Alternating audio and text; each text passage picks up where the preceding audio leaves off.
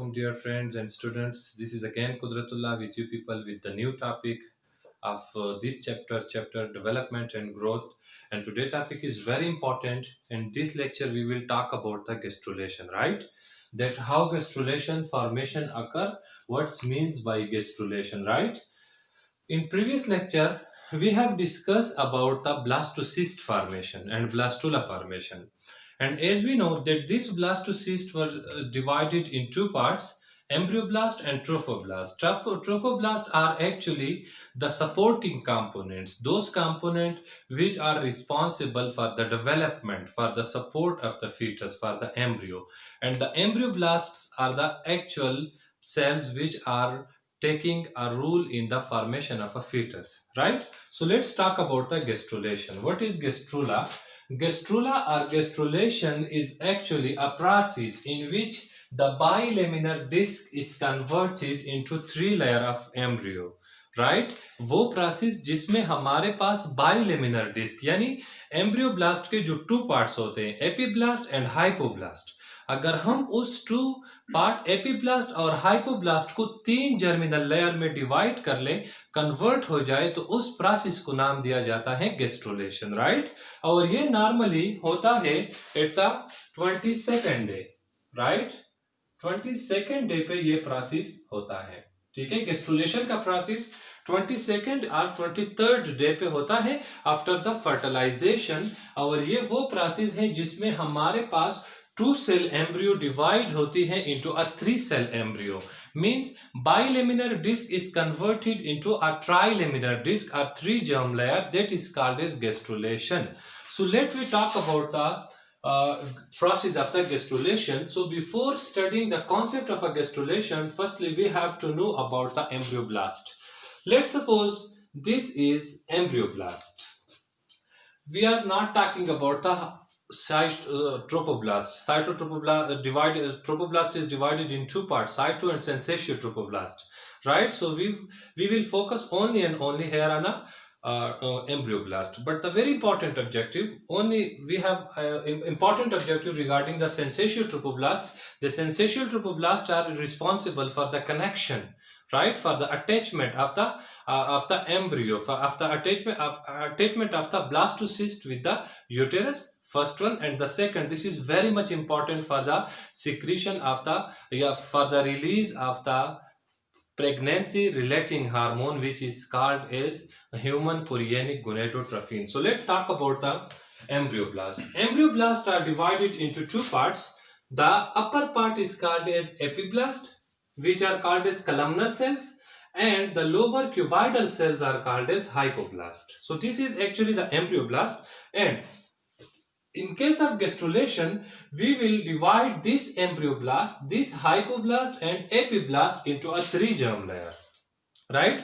We have the three germinal layer, ectoderm, mesoderm and endoderm. These three are actually called as the germinal layer. So we will divide this hypoblast and epiblast, this two cell structure, into this ectoderm, mesoderm and endoderm, which are called as three germinal layer, and this process is called as gastrulation.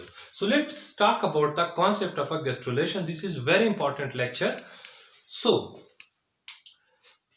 let's discuss about this. This is the same cells which is called as epiblast, right? And the lower cells are called as hypoblast. Okay, epiblast and hypoblast. And this epiblast and hypoblast, let's suppose these are two cells. This is hypoblast and this one is the epiblast. Both these cells, yeah, we can say, let me give you another example. Let's suppose this is hypoblast, right? This hand is hypoblast and this hand is epiblast. So both these hands are attached with each other. Why? Because both of these cells, these germ layers are connected with each other. So this is, let's suppose this is epiblast and this one is hypoblast, right? So these are connected with each other, and in between these two, epiblast and hypoblast, there is a sticky substance. Let's suppose this one, this marker, this black marker is a sticky substance, and this sticky substance used for attachment, कि ये एक दूसरे को, दोनों को क्या करते हैं, कनेक्ट करते हैं ताकि ये टाइटली अटैच हो जाए एक दूसरे के साथ। ठीक है, ये स्टिकी सब्सटेंस क्या है, इसका रूल क्या है, इसका रूल ये है कि ये एक हाइपोब्लास्ट और एपिब्लास्ट को आपस में कनेक्ट करते हैं। And this sticky substance, let's suppose here I represent it with a star shape, this is called as prechordal plate, right, this is called as prechordal plate.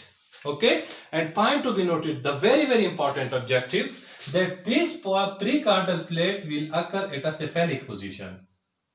Okay, ये cephalic position पर होगा, means इसका मतलब ये है कि जब भी बेबी बनेगा, फीटस बनेगा, तो उसका जो हेड होगा वो प्रीकार्डल प्लेट की तरफ होगी।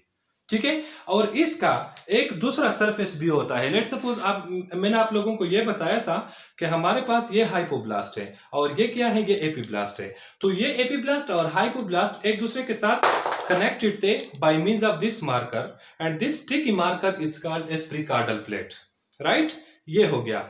इसके साथ साथ इसके बैक पे, लेट्स सपोज ये प्रीकार्डल प्लेट हो गया और इसके बैक पे एक और सरफेस भी है, इसकी वजह से ये दोनों आपस में चिपक जाते हैं, कनेक्टेड होते हैं, and this surface is called as cloacal plate, right, cloacal plate. As the name indicate, it will result into a tail formation, anus formation. ठीक है, so we can say that this is results with the appendages, or we can say anus formation. Okay, so cloacal region and precaudal plate, these two are actually the point where both the epiblast and hypoblast are connected with each other, right? And so let's talk about this. Here we can say that this is the elongated structure which is actually elongated from the epiblast. ठीक है, dorsal surface of the epiblast से ये एक elongated structure appear होता है, stick like structure appear होता है, and this stick like structure is called as primitive streak. Okay, इसको हम क्या नाम देते हैं, प्रिमिटिव स्ट्रिक। इस स्टिक लाइक स्ट्रक्चर को हम प्रिमिटिव स्टिक का नाम देते हैं, और इस प्रिमिटिव स्टिक का जो नोब लाइक स्ट्रक्चर है, जो राउंडेड शेप है, this rounded shape is called as primitive pit, sorry, primitive node, this is called as primitive node. Primitive stick क्या होता है, ये एपिब्लास्ट के डॉर्सल सरफेस पे एलांगेट होती हैं, जो कि मूव करती है टूवर्ड द पेरिकार्डल प्लेट, और इस स्टिक लाइक स्ट्रक्चर को हम प्रिमिटिव स्टिक कहते हैं। लेकिन इसका जो ये सरफेस है जो कि राउंडेड शेप है, इस राउंडेड शेप स्ट्रक्चर को हम दूसरा नाम देते हैं, that is called as primitive node. यहां तक क्लियर हो गया। इसके बाद क्या होगा, this is a very important concept over here, कि यहां पर जो प्रिमिटिव स्टिक के अंदर ये जो डॉटेड शेप है, these are the cells, and this cells are highly excited. ये सेल्स क्या है, कि हाईली एक्साइटेड है। तो ये सेल्स क्या हो गए, ये डाइजेस्टेड हो गए, मतलब ये एम्प्टी होगा। ठीक है, ये जो प्रिमिटिव स्ट्रिक है ये एम्प्टी होगा, and the empty primitive streak, point to be noted, in first previously we have talked about the primitive stick, that these are the elongated structure which is derived from the epiblast and move toward the pericaudal plate on a dorsal surface. But in the second point, this primitive stick are digest its own cells, and they results into the empty, a hollow tube like structure, and this hollow tube is called as primitive groove. Okay, उसको हम क्या नाम देते हैं, primitive groove, right. इसको मैंने primitive groove का नाम दिया। और इस हॉलो ट्यूब का जो एलांगेटेड, जो अपर, जो हेड रीजन है, जिसको हमने प्रिमिटिव नोड का नाम दिया था, now this is called as primitive pit. Okay, primitive pit, सही है, यहां तक क्लियर है सबको। ओके, इसके बाद क्या होगा, अभी हमारे पास जो गेस्ट्रुलेशन पीरियड है, जो गेस्ट्रुलेशन है, गेस्ट्रुलेशन में स्पेसिफिकली हम ये करेंगे कि हमारे पास ये जो हाइपोब्लास्टिक मेम्ब्रेन है, इसको हमने एलिमिनेट करना है। सही है, किस तरह एलिमिनेट करेंगे, we will talk in another diagram. Look here, this is epiblast, okay, and this one is a hypoblast. Okay, we have two membrane as we mentioned over here in that lecture, sorry, in that diagram, that we have these two membrane, and here is a cephalic position, here is a cloacal region.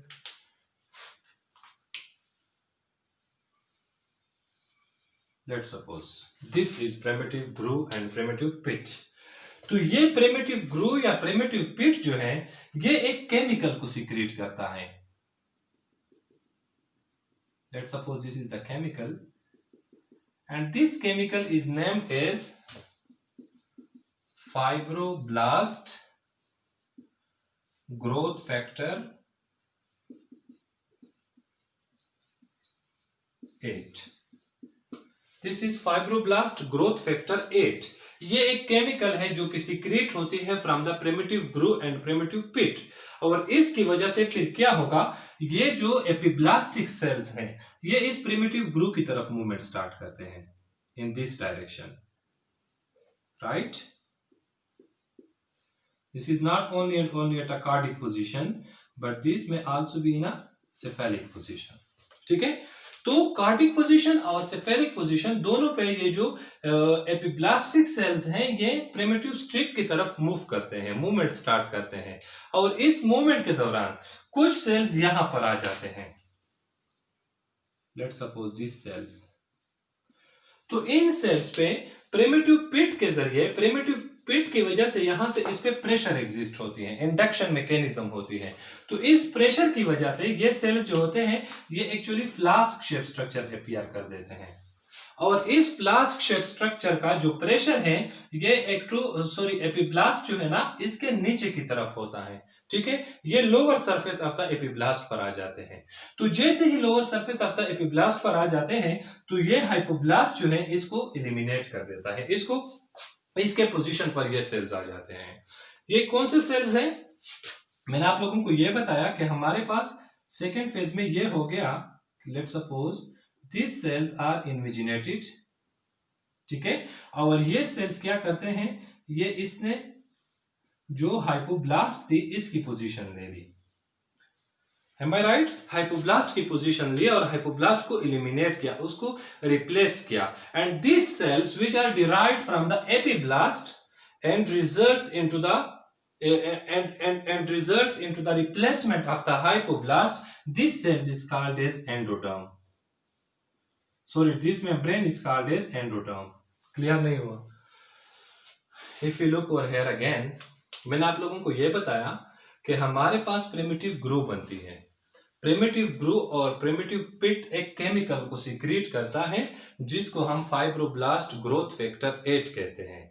उस fibroblast growth factor 8 की वजह से फिर क्या होगा, उसकी वजह से ये होगा कि ये जो एपिब्लास्टिक सेल्स हैं ये इस प्रिमिटिव ग्रू की तरफ मूवमेंट कर रहे हैं, और इस प्रिमिटिव ग्रू में जो सेल्स जाते हैं उस पे एक इंडक्शन मैकेनिज्म के through, means we can say उस पे प्रेशर एग्जिस्ट होती है. उस प्रेशर की वजह से उन सेल्स का डायरेक्शन जो होगा वो टूवर्ड द हाइपोब्लास्ट होगा. तो वो हाइपोब्लास्ट को रिप्लेस करेंगे. एपिब्लास्टिक सेल्स है जिसने क्या किया, हाइपोब्लास्ट को रिप्लेस किया, and this epiblastic cells are called as endoderm. इसने क्या बनाया, एंडोडर्म, इनर मोस्ट लेयर बनाई. यहां तक क्लियर हो गया? इसने क्या बनाई, इनर मोस्ट लेयर बनाई. This is very important concept. Second phase में क्या होता है, let me tell you in another diagram. Second phase में हमारे पास एग्जैक्ट ये सिचुएशन होती है कि let suppose this is again the same diagram.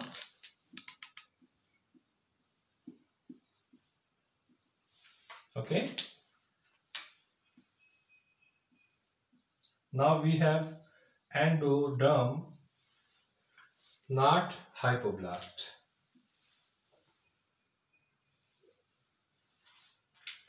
दोबारा ये सेल्स क्या करते हैं, ये जो एपिब्लास्टिक सेल्स है ये दोबारा इस डायरेक्शन में मूव करते हैं. यहां से भी कर सकते हैं, as the name as we have previously discuss. तो ये इस डायरेक्शन में मूव करेंगे, ये एपिब्लास्टिक सेल। तो ये एपिब्लास्टिक सेल दोबारा उसी ही प्रेशर की वजह से क्या होगा, ये एंडोडर्म के करीब आएंगे और एंडोडर्म और एक्टोडर्म के दरमियान अपने आप को एडजस्ट करेंगे। एंड दो sales which are derived from the epiblast and present between the epiblast and mesoderm by this suction mechanism, by this induction process, these cells are called as mesoderm. Am I right? इस sales को हम क्या नाम देते हैं, इसको हम नाम देते हैं मेसोडर्म, जो कि ब्लैक मार्कर के साथ मैंने रिप्रेजेंट किया है। ठीक है, ये एक लेयर बनाएगी और उस लेयर को हम नाम देते हैं मेसोडर्म। ठीक है, उसके बाद जो कुछ सेल्स रहते हैं, यही एपिब्लास्टिक सेल्स के कुछ सेल रहते हैं। इसी एपिब्लास्टिक सेल से हमारे पास फर्स्ट स्टेज में बन गई एंडोडर्म, सेकेंड फेज में हमारे पास इससे बन गई मेसोडर्म, और अभी यही एपिब्लास्टिक सेल्स कुछ रहते हैं। And the remaining epiblastic cell, the very important point, the remaining epiblastic cells are called as ectoderm. तो अभी इस मेम्ब्रेन को हम क्या नाम देंगे, एक्टोडर्म। क्लियर नहीं हुआ? Let's give them a review again. This is embryoblast, right? Embryoblast contain two parts, hypoblast and epiblast. This hypoblast and epiblast will result into the three germ layer, which is called as, and this process by which the three germ layer formation occur from the two biluminar disc, that is called as gastrulation. उसको हम क्या नाम देते हैं, उसको हम नाम देते हैं gastrulation का। यहां तक क्लियर हो गया? तो फर्स्ट फेज में हमारे पास क्या होगा कि अगर हम इस एम्ब्रियोब्लास्ट को इधर ले ले, तो इस एम्ब्रियोब्लास्ट के जो एपिब्लास्टिक सेल्स हैं, इसके डॉर्सल सरफेस पे टूवर्ड द प्रीकॉर्टल प्लेट एक एलांगेटेड स्ट्रक्चर अपीयर होती है, and that elongated horizontal structure is called as primitive streak. उस प्रिमिटिव स्ट्रिक का एक ऑलमोस्ट राउंडेड शेप स्ट्रक्चर होता है, अ पिट लाइक स्ट्रक्चर होता है, that is called as primitive node. और इस सेल्स प्रिमिटिव स्टिक के अंदर जो सेल्स होते हैं, these are highly excited cells, और उसकी वजह से वो सेल्स डाइजेस्ट होते हैं। And the primitive stick results into a hollow tube like structure, and the hollow tube of a primitive stick is called as primitive groove, and the end of the primitive groove is called as primitive pit. And this primitive pit and primitive groove in next phase results into a secretion of a specific type of chemical, and that chemical is called as fibroblast growth factor 8 या fibroblast GF8. GF means growth factor, not girlfriend, right? Fibroblast growth factor 8. तो यहां पर इस fibroblast growth factor 8 का function क्या है? इसका function यह है कि ये जो एपिब्लास्टिक सेल्स है, ये इस प्रिमिटिव स्ट्रिक की तरफ मूवमेंट स्टार्ट करते हैं, और इस प्रिमिटिव स्ट्रिक की तरफ जब मूवमेंट करते हैं, तो इसमें से कुछ सेल यहां पर इसके सेंटर में आ जाते हैं, और इसके सेंटर की वजह से इस पे प्रेशर एग्जिस्ट होती है, और उस प्रेशर की वजह से क्या होगा, ये एपिब्लास्टिक सेल्स जो हैं, ये इससे जाके हाइपोब्लास्टिक सेल्स को अपने सरफेस से हटा देते हैं, and that cell which are actually derived from the epiblast and results into the elimination of the hypoblast. This is called as endoderm. उसको हम क्या नाम देते हैं, एंडोडर्म का नाम देते हैं। सेकेंड पॉइंट था हमारे पास कि यही एपिब्लास्टिक सेल्स फिर क्या करते हैं, यही एपिब्लास्टिक सेल्स फिर डिवाइड होते हैं, अगेन इसी मैकेनिज्म की तरफ मूव करते हैं, और इसकी वजह से फिर क्या होगा, ये एपिब्लास्टिक सेल दोबारा इसी में आ जाते हैं, और वो एक्टोडर्म सॉरी एपिब्लास्ट और एंडोडर्म के दरमियान पाए जाते हैं, and this cells are called as mesoderm. और जो रिमेनिंग एपिब्लास्टिक सेल्स है, उसको हम नाम देते हैं एज अ एक्टोडर्म, उसको हमने एक्टोडर्म का नाम दे दिया। यहां तक क्लियर हो गया? Any confusion? हमारे पास तीनों मेम्ब्रेन बन गए, एक्टोडर्म भी बन गई, मेसोडर्म भी बन गई, एंड एंडोडर्म भी बन गई। So this is all about the gastrulation. लेकिन अगर हम